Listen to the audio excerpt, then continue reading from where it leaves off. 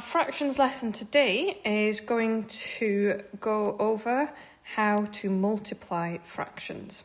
Okay, so in terms of our learning outcomes, we've ticked off all of these first ones quite a while ago, and now we're on to this one, multiplying fractions, and after that we'll get on to multiplying mixed numbers too. So this last bit is going to come as a bit of a mishmash. Some of it's during the videos that we've watched so far, and some of it's going to be separate at the end, but I will make a point of going over all of it at the end. So our recap that we're going to need to get on with today's work is we need to know or have access to our times tables. Okay, so if you are not secure in your times tables, if you don't know them, can you make sure you've got access to a multiplication square, please? Or a calculator, but I prefer a multiplication square. And then your tables are not going to get in the way of you being able to deal with the fractions.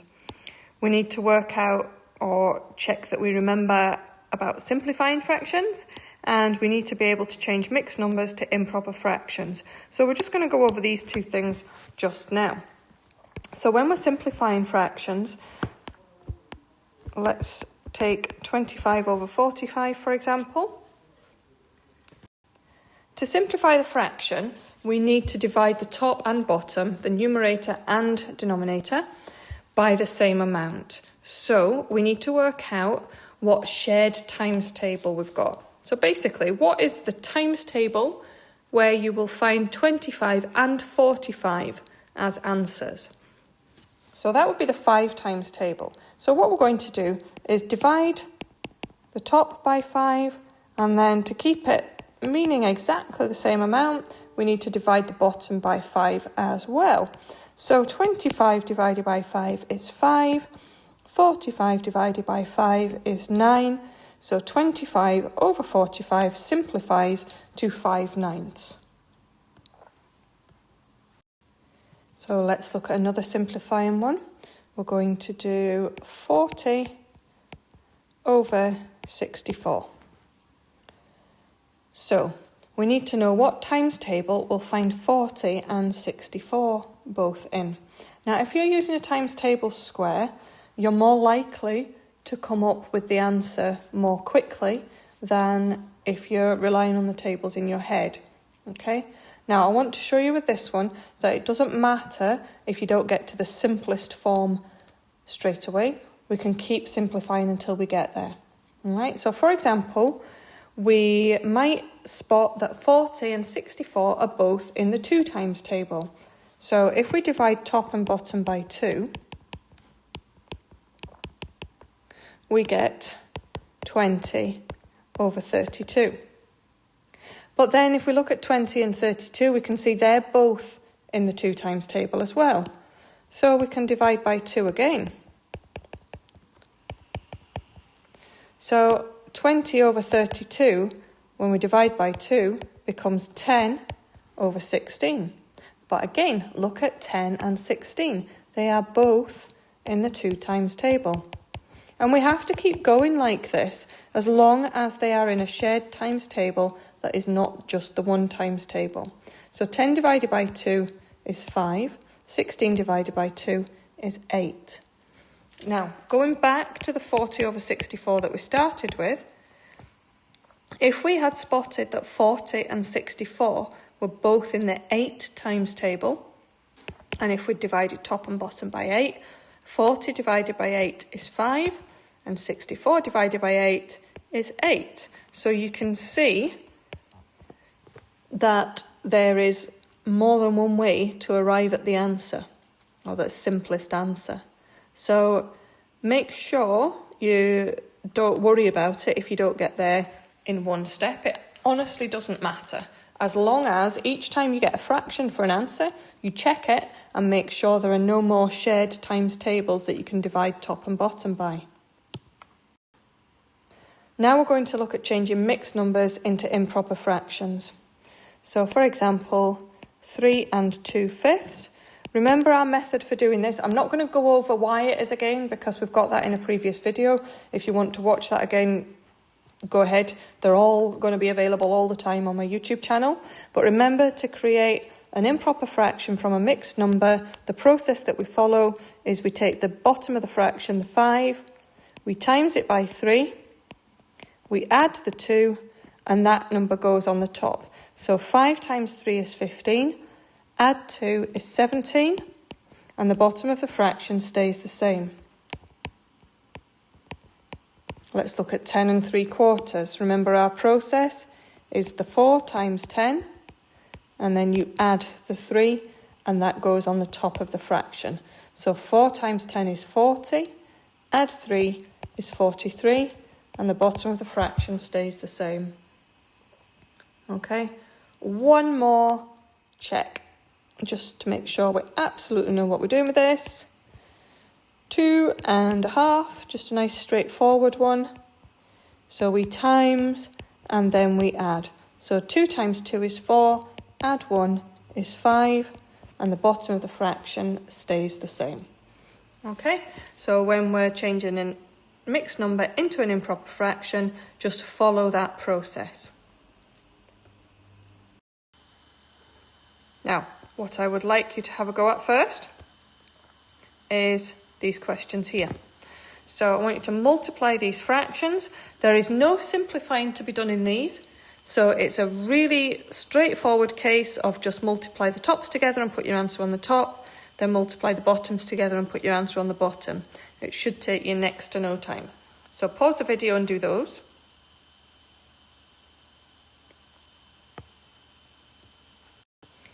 And there you've got the answers. So check that you got those all correct. I'm quite sure you will have, because there was nothing tricky there.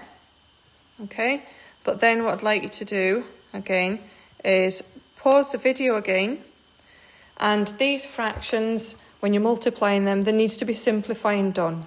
Okay, so it's going to be up to you whether you do the simplifying before you multiply or after. But my advice would be that your numbers are going to stay smaller and easier to deal with if you do the simplifying before you do the multiplying. I'm just going to choose one of these to show you how to do it. So I'm going to pick number 22. So number 22, down here, we're going to simplify before we multiply. So if we look, we've got 4 and 8 that are both in the 4 times table. So we'll say we've got one of those and 2 and 8. So we've got 4 divided by 4 is 1, 8 divided by 4 is 2. And then we can see we've got a 3 and a 9. And so we're in the 3 times table.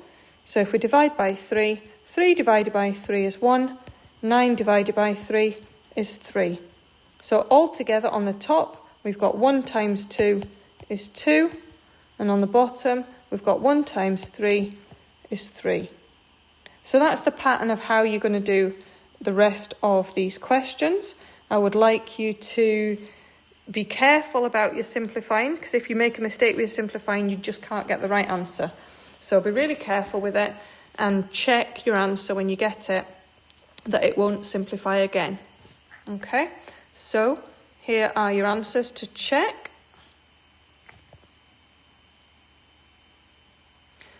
What I've done in the answers there is shown you the simplifying steps. Okay, so I hope you'll find that useful as you're checking your work. And do remember, and shout if there's something you're not sure about.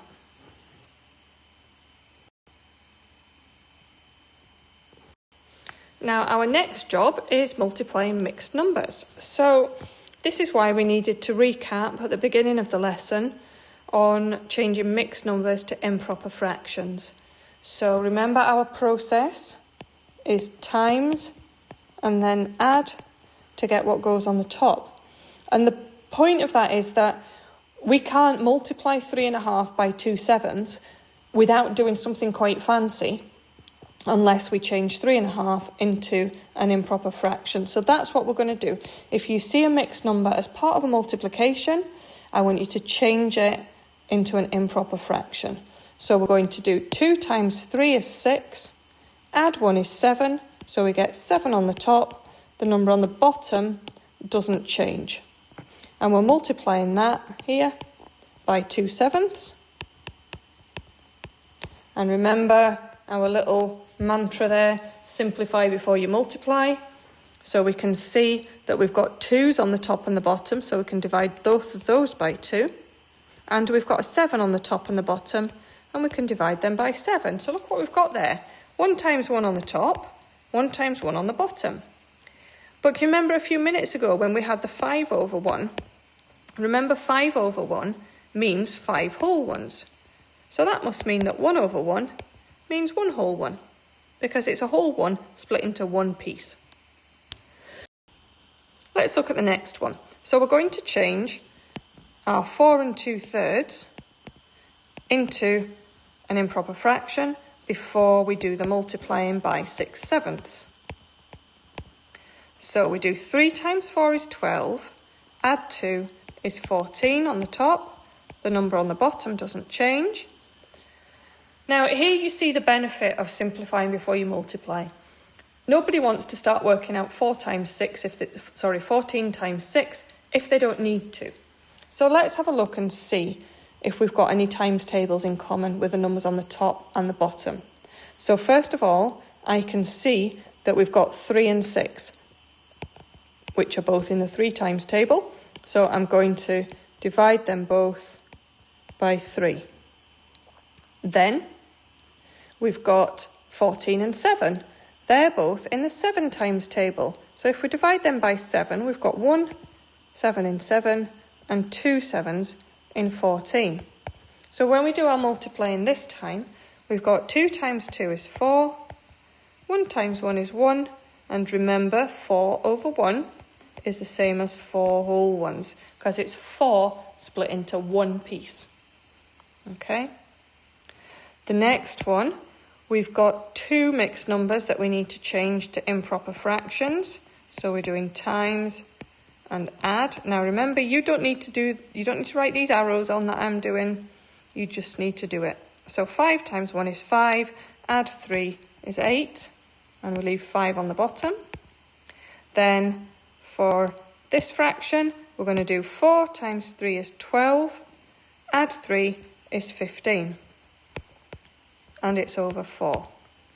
Okay, now let's try and simplify before we multiply.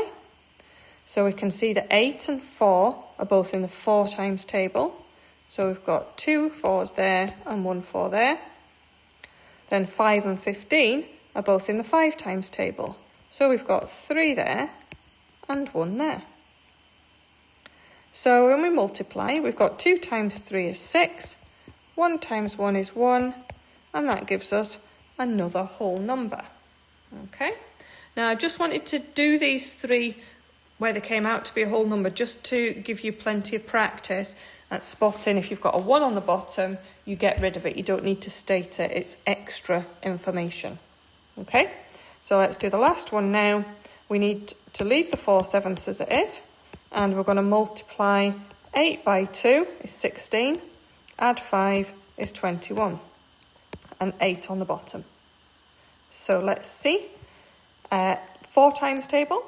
So we've got 4 and 8. And then we've got 7 times table, 1 and 3. So altogether, we've got 1 times 3 is 3, 1 times 2 is 2. If we wanted to change that into a mixed number, it would be 1.5. Okay, time for you to practice again. I would like you to try these questions. So each time you need to change the mixed number into an improper fraction before you multiply, and then you do your multiplying. Okay? Oops, let's make it big enough so you can see all the questions. Silly me. There we go. So, wait. There we are. So try these questions just now. And then when you've tried them, you can look at the answers. So pause the video just now. And the answers are about to appear. There you go. And again, I've shown you the steps that I've gone through. So I've shown you what the mixed number is when you write it as an improper fraction, and I've shown you the simplifying that I've done as well. And that's really all I wanted us to be able to get through this lesson. We needed to see how to multiply fractions. We needed to recap simplifying and changing between mixed numbers and improper fractions. And we've arrived there, so well done. We can now tick off multiplying fractions, and we can tick off multiplying from the mixed numbers at the bottom here as well. So well done, and I'll see you soon.